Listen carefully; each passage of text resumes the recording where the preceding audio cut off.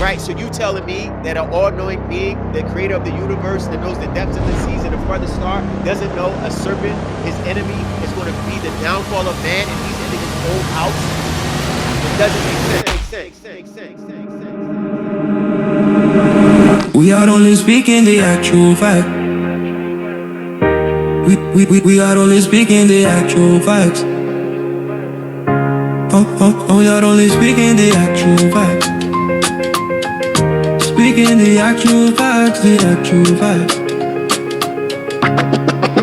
We got to do soyons. We are only speaking the actual facts, the actual facts, the actual facts, the actual facts.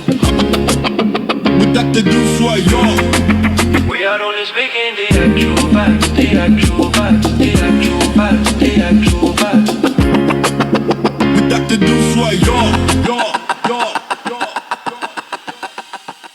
So let's deal with these Anunnaki first, because you see the title. Now, when you say Anunnaki, you're saying, you hear the word Anu there, right? Anunnaki. The ancient word for earth was ki. This is where the Greeks adopted the word geo or geo.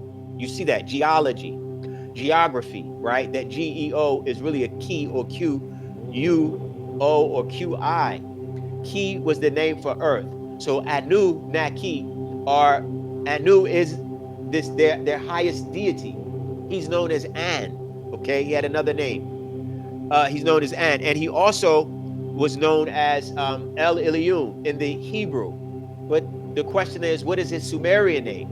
You can't hinge everything on the biblical their source there, because they were known throughout many cultures. So in the culture of Mesopotamia, he was known as Anu, and Anu had children, and he had two sons by the name of Enqi and Enlil. He had other children as well, but these are the main characters that, as it relates to the biblical text and how they came to the planet, and their names became known as Lord or Yahweh and El or Baal. Right? You'll see that throughout the Samuels. You'll see Yahweh as a title, but it's not exclusive to Enqi. Enqi, you hear the word ki, was Lord of the earth.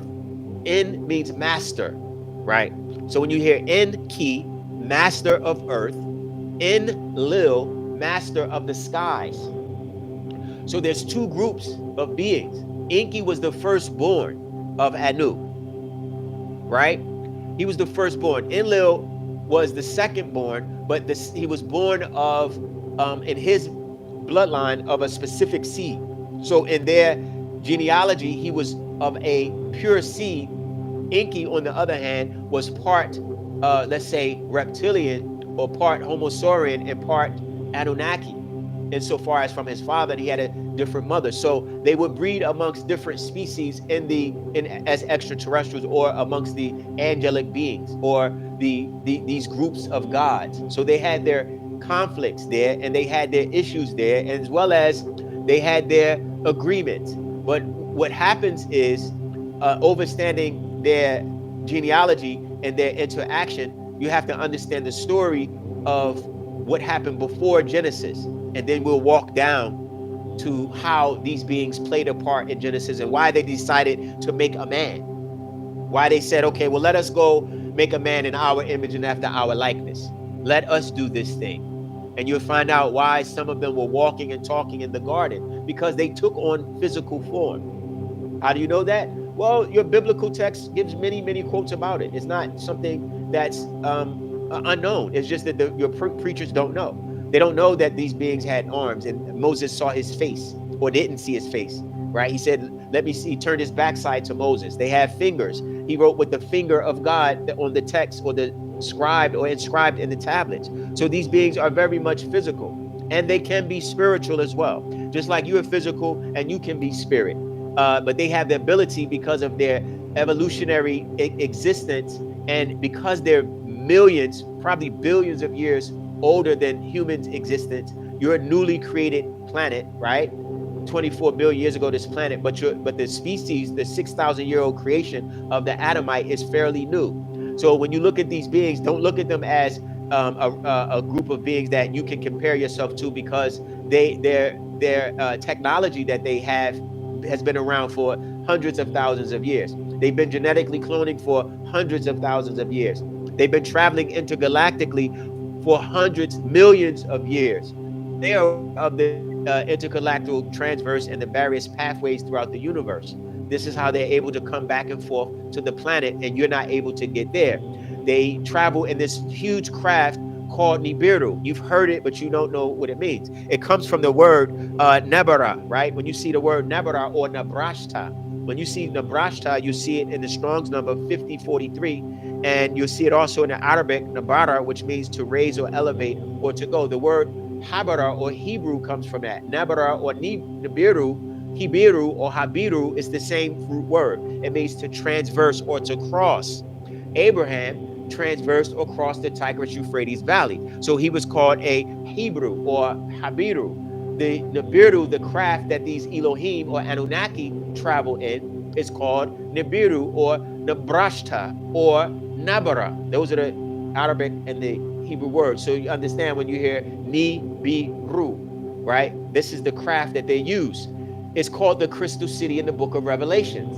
When you see it, it's a huge craft that was built with particular stones and metals, and it has gates, and it travels intergalactically. It has the ability to it doesn't use fuel to travel because they've surpassed fuel usage. You're getting there where you're not surpassing fuel. You're not I see a question, Congo, where you're about to transfer from gas or fossil fuels to electric.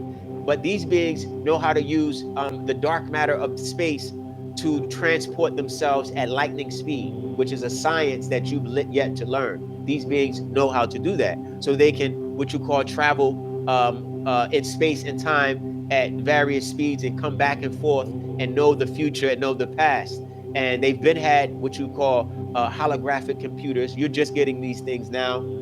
Fortunately, so you'll have an idea of what I'm saying, just think of a holographic computer that you're using. Just think of it on steroids 1,000 times or 1,000,000 times better, right? So they're aware of these hidden universal powers. But these beings, there were two groups of them, and they had some issues in their star system. The two brothers, Enqi and Enlil, your Yahweh and your Baal, right?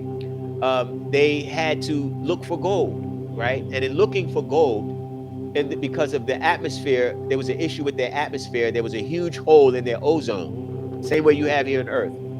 They wanted to solve it by using dust particles from gold to, let's say, reflect the harmful UV light rays that were coming in, the ultraviolet rays. This craft would pass certain suns and certain solar systems, and because this hole in their atmosphere was damaging, they had to look for gold in other places. And one of their stopping points was Earth. They would come back and forth to Earth every 3,600 years. It was called a shar, okay? And this is where the 360 years, the Mesopotamians talked about it because they taught them about it. When you look at Mesopotamia on the walls of certain temples in Babylon, you'll see, what you'll see is, you'll see these planets and this Nibiru craft that is written or carved, engraved, and scientists were like, how did the Mesopotamians know about the solar system and the 10th planet if they didn't have any telescopes? Well, these beings, these Anunnaki, Elohim, taught them. And so they had to come to this planet to look for gold. And they did find gold here in South Africa. And this is why when you look in Genesis, it says, and the gold of that land is good. Right? People are like, why is these beings worried about gold? How is gold on a planet that you just created 6 days ago? These are the reasoning questions that the Father gets us to use our minds to think. How gold takes millions of years to develop, right? I see your question, Ray. I'm taking note of your questions, so don't you put them in the chat. When the Father's like, how would this gold evolve?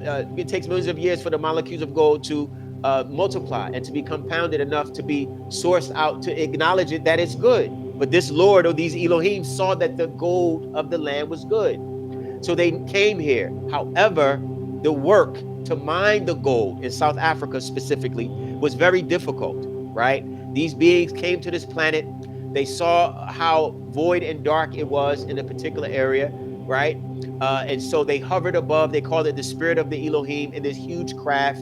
And they said, let there be light. They shone their light, this craft's light within the atmosphere. And so they stirred up the creation, right? They stirred up thank you. They stirred up a creation on this planet in the area of Mesopotamia, but they've been coming back for thousands of years. The work was very arduous for them. It was very difficult. They couldn't mine. They were getting complaints, right? They kept complaining. The other Anunnaki who were working in the mines began to complain to Enqi and began to complain to Enlil that the work was difficult. This is not in your Genesis text. This is in the older text. The Genesis story just is a small fragment of what happened. That's why it's very difficult to understand, and everyone knows there's gaps missing, right? But we're pre-history, we're pre-story of the Adamite. When these beings came, the work was difficult, so they came up with a plan. The plan was to do what? Let us make a man to do the work for us, right? So they found they had to come up with an idea of how to breed a man. If you read Genesis, it says, we have not found a man to do work, to till the ground. This was a plan that had nothing to do with anything religious. This had to do with the work that was needed, and they couldn't find or didn't find a man to till the ground. So they said, let us make one. Let us breed one, but let us use our genes. The word, let us make man in our image. They said we need him to look like us and act like us in order to be obedient, in order to carry out a specific group or a specific task, which was to mine the gold, so they could transport it back to their mother craft, Nibiru, and transport it back to the heavenly abode where they came from. And this is why in the Genesis story, you'll see that in the breeding, they had to see how this creation would behave. So they bred this being in a specific location in Africa, and they placed or took the man and placed him eastward in the habitat. He wasn't bred there. He was brought there. And they used the genes, right, of the genetic cloning that took place in the bone marrow is where they had to make the two individuals, Adapa and Titi, or Adam and Eve, compatible in order to mix. So they said, let's use the blood of the bone, which is symbolic of the rib. So this was all genetic. It had nothing to do with this God coming out bored. Like, picture the story. This Allah or Yahweh or Jehovah alone forever, mind you, in heaven, doing nothing for an eternity, and just decides, I'm going to make a man. Why? Or I'm going to make angels because I'm bored. It is not good for man to be alone. Okay, if you know it's not good for man to be alone, that's a confession that you were alone. If they say God was alone, if it's not good for man to be alone, was he alone or was he not alone? According to this religious dogma, they teach that God was alone. He created heaven and went inside. So was he inside of heaven before he made it, or was he outside of heaven before he created it? Which one? Think. If he created heaven, that means he was outside of heaven. That means he was somewhere in space doing nothing forever, thinking about creating a new creature that he would have to burn up because they would indulge in evil that he creates, right? Because now the new thing amongst the religious world is that Allah or God made evil and good, because they can't justify how the evil come on the planet. So they say he made both. Okay, fine. If he made both, why are you hurting your creation for something you created? And you knew, if you're all-knowing, you knew that they were going to partake of the fruit. You knew they were going to partake of the evil. You knew they were going to be tricked or deceived. You allowed it to happen just so you can curse them and even repent for doing it. It doesn't make sense. Y'all have to give that stuff back, okay? Stop indulging listening to these people with these lies and thinking this Allah, this invisible being. It's all lies. This was a group of beings who had a genetic experiment that they were doing, and they needed to come to the planet, right? They're not draconians. They were involved with draconians. That's someone's asking a question about these Anunnaki. Let's shift back to who they are so we can be clear on who they are. They were shapeshifters. They could shapeshift. They can appear any form or fashion. That's something you will maybe learn to do if you elevate yourself enough and if you're blessed to shapeshift. All it is the ability to dematerialize. and shape, have control, conscious control of your genes, restructure your genetics and your cells, and form a particular form that you choose. These beings do that in order to sometimes habitat other planets. They may go to a planet and it's a specific species that they need to speak to or need to communicate with. So instead of coming in their form, they will change form and come as a man, as it says Gabriel did in the book of Daniel. He came as a man. So sometimes they will come as men. That's why it says that you should be mindful of who you entertain, because you may meet one of these beings. But that's just one species. We're only talking about one species right now because it can be so vast in the conversation. I want to do lecture by lecture so we can walk this down the way the Father did it. So when you deal with these Anunnaki, Anu is the highest of all. He's Elohiym. He's the highest of these beings. Enqi and Enlil, one is Enlil, one was Yahweh. They were jealous of each other. Why? Because they began to fight over this new creation. How do you know it? Well, when you look at the book of Genesis, you'll see that Enlil, the Lord that was in the garden, right, who told them, don't touch of that tree of knowledge of good and evil in Genesis 2:17, because in the day ye eat thereof, ye shall surely die. Okay, the Hebrew word there is yom, right? It literally means day, like the morning to evening. It has a specific Hebrew context. It's not like some symbolic or allegory where the Hebrew Israelites try to say, oh, it means 1,000 years because a day unto the Lord is like 1,000 years and 1,000 years is like a day. So they try to say, well, Adam did die that day. That's not what it says there. That's just a way they wiggle out of it to try to create a reason or excuse because they can't explain it, because they don't want to accept that this being, this Enlil, lied to this new creation because he didn't want them to be as gods. He didn't want these beings, this new created servant or slave, which was supposed to be just obedient, which is not, this is not your creation. Again, Black, African, Nagaru, our people that is listening, this is not your creation. Just step back for a second. Don't get caught up in this biblical, yes, this is, you're not Adam, unless you're saying you were wicked and you were evil continuously. You're not that being, okay? This is the Adamites, this is the Caucasoid race that was there. They were wicked. They were bred for this purpose. These Anunnaki bred them to be workers. And this Enlil did not want them to be have the ability to be as they were, to be able to reproduce on their own, right? To be able to say no, to be able to be disobedient. Enqi, or the serpent, who was in the garden as well, mind you. So he was not an enemy of this Lord. He couldn't have been. How was he an enemy when he's in the garden and this Lord or Enlil didn't know this being is there? That means that Lord is limited. You can't say this is an all-knowing God when he doesn't know his enemy is in the garden in his own house. You have alarm system that can detect when a stranger is coming in your house. You have a guard dog that can detect whether a stranger is coming into your house. Right, so you telling me that an all-knowing being, the creator of the universe, that knows the depths of the seas and the farthest star, doesn't know a serpent, his enemy, is going to be the downfall of man, and he's in his own house? It doesn't make sense. Is it because these beings were all a part of this group?